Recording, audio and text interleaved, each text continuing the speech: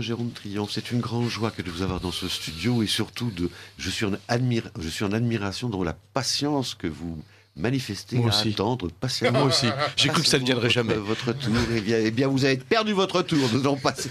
Alors, on vous attendait avec beaucoup d'impatience parce que votre chronique plaît beaucoup à nos amis auditeurs. Quand je parle des auditeurs, j'embrasse aussi les auditrices, car vous avez des aficionadas. Ouh là là. Oui. Oh, si, je Ah ben, peux vous donner des noms. Hein. Oh là là. Je peux vous donner des noms. Alors, Inquiété. de quoi souhaitez-vous nous parler ce soir? 2 thèmes. Cher Daniel, je suis très énervé, je dois vous le dire. Quand le grotesque de la répression... Alors, 2e thème, il va falloir que je... Un bonnet? Ah oui, il va falloir que je mette mon couvre-chef. Mais commençons par le premier. Quand le grotesque de la répression le dispute à l'odieux.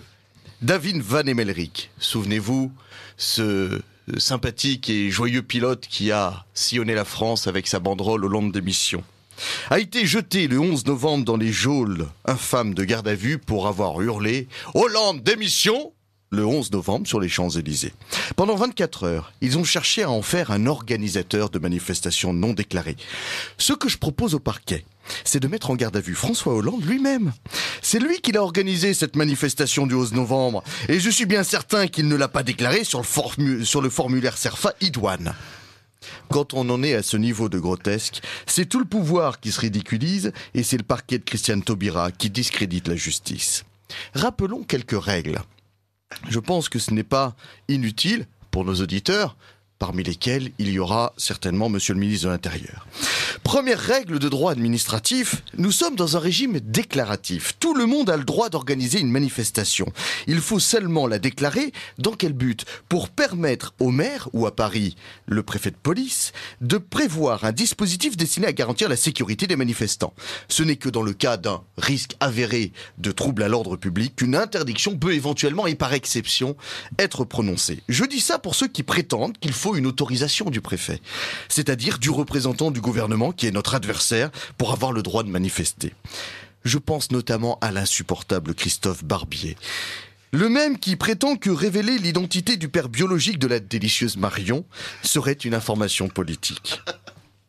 Sur le plateau de Bruce Toussaint, ce noble représentant de la presse défendant par essence les libertés fondamentales osait demander à Marine Le Pen si le FN avait été autorisé par le préfet à manifester sur les champs le 11 novembre. Pauvre France qui mérite de tels journalistes. Une règle de droit pénal à rappeler tout de même, c'est que seul l'organisateur d'une manifestation non déclarée ou interdite est susceptible de risquer maximum 6 mois d'emprisonnement, ce qui fait qu'il ne peut être placé en garde à vue que pour 24 heures et ne peut pas être prolongé puisqu'on est à moins d'1 an d'emprisonnement. Les participants eux-mêmes à la manifestation, même interdite ou même non déclarée, n'encourent aucune peine pénale et ne commettent aucune infraction, n'en déplaise à notre cher ministre de l'Intérieur, Manuel Valls, qui écrivait exactement le contraire au député Jean-Frédéric Poisson dans une lettre du 27 mars 2013, justifiant des arrestations, notamment de personnes participant à une manifestation interdite. L'état de droit, c'est l'État qui se soumet au droit, encore faut-il connaître le droit. Mais surtout, pour vous dire le niveau de grotesque qu'on a atteint, appeler des amis à se rassembler dans le cadre d'une manifestation officielle ne fait pas de vous l'organisateur de la manifestation officielle ou du rassemblement dans la manifestation officielle.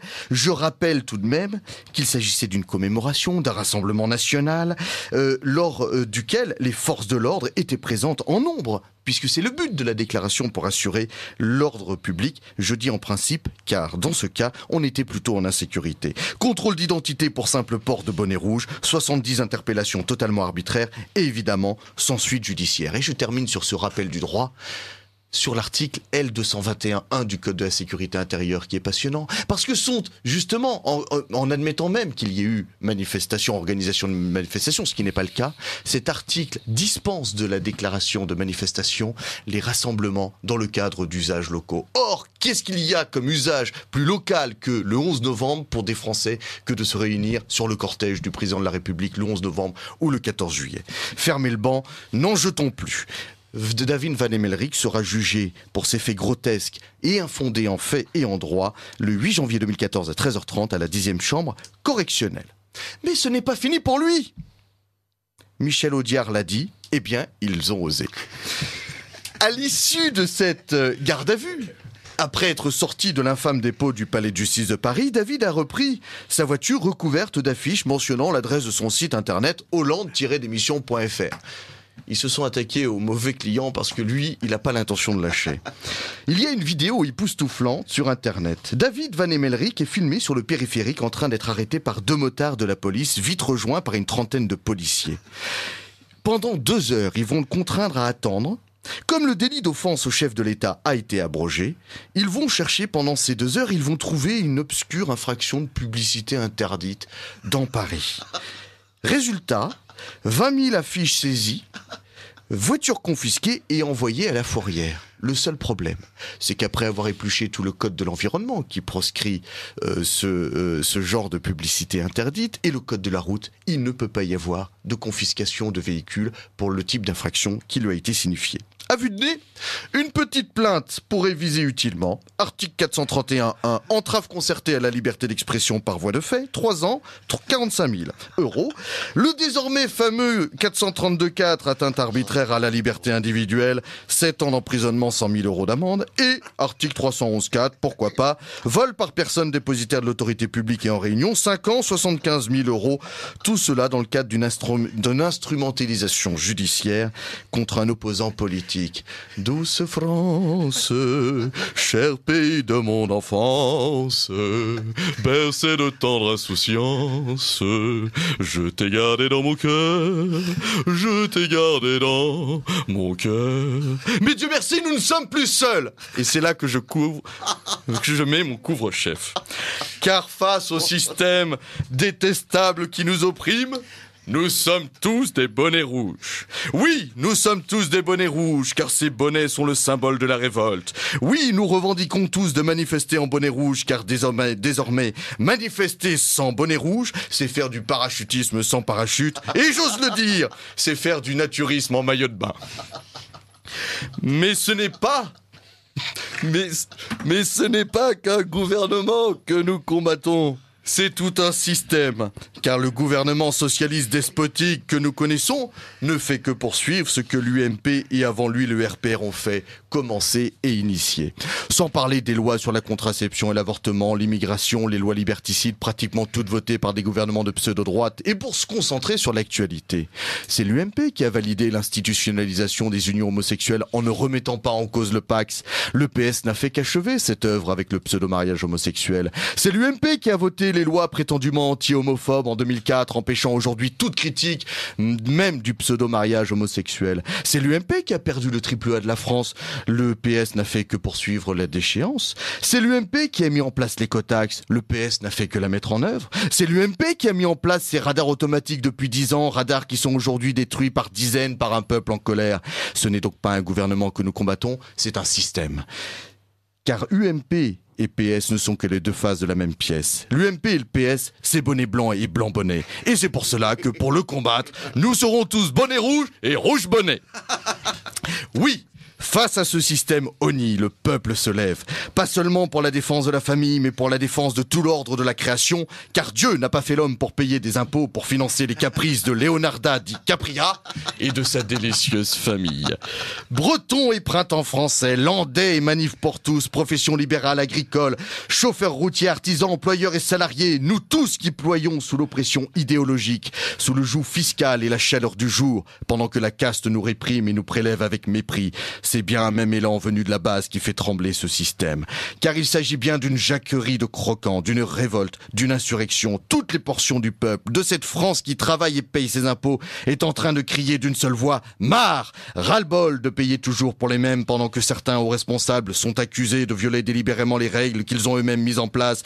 De Jérôme Cahuzac à Jean-Jacques Debac, ce haut fonctionnaire responsable du traitement des infractions au code de la route, accusé, mais il est présumé innocent, rappelons-le, de faire payer ses propres amendes par le Trésor trésor public. Ce n'est plus simplement sur des valeurs de civilisation que la révolte gronde, mais bien sur une oppression de chaque jour contre ceux qui font vivre l'économie pillée par des impôts confiscatoires.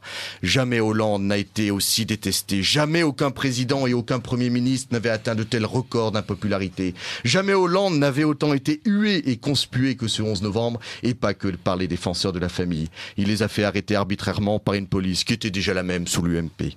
C'est donc bien une révolte qui sourd, qui gonfle, qui enfle, qui grandit dans la conscience et le cœur des Français, dans la bouche de ceux qui n'ont plus qu'un cri de douleur et de colère à opposer à ceux qui prétendent les gouverner comme on gouverne des pantins. Dans notre Constitution, il est rappelé: le but de toute association politique est la conservation des droits naturels et imprescriptibles de l'homme. Ces droits sont la liberté, mais nous ne l'avons plus. La propriété, mais elle nous est confisquée. La sûreté, mais nous n'avons jamais été autant en insécurité. Et la résistance à l'oppression. Et c'est là que nous voyons le réveil d'un peuple qui se lève tôt, qui n'en peut plus. Voilà pourquoi il nous faut continuer à manifester. Bonnet rouge et rouge bonnet, défenseurs de la famille, libéraux, employeurs, salariés, artisans, agriculteurs, chauffeurs routiers, chômeurs, automobilistes matraqués. En 2013, la Bastille a pris la forme d'un portail écotaxe et le portail est tombé.